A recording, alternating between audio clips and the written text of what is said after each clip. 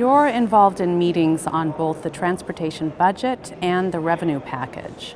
How are things going? Well, we just started working on the negotiations, so now a lot of what we're doing is just trying to find out what all the groundwork is. What are all the proposals that are out on the table?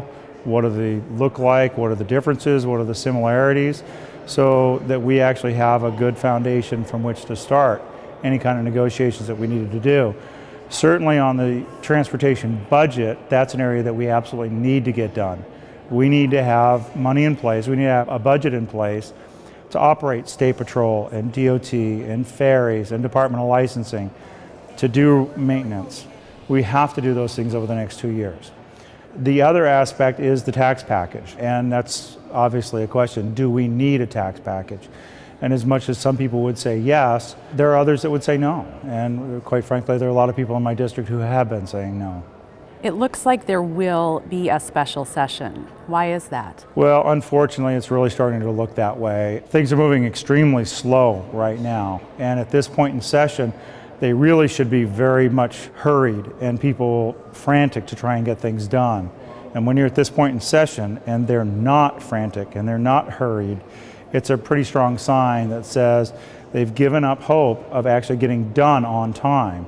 And we still do have a little bit of time.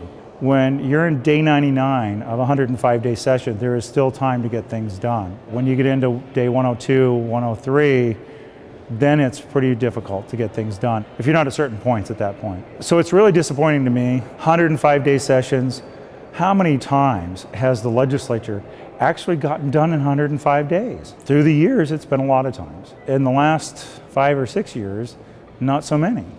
And that's really troubling. 105 days should be enough.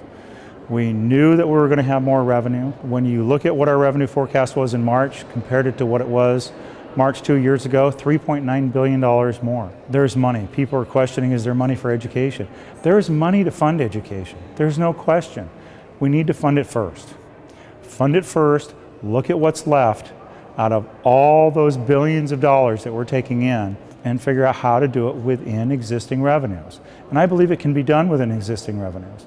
The problem is, some are saying it can be done within existing revenues and some are saying, give me $1.5 billion more. And there's where the problem is.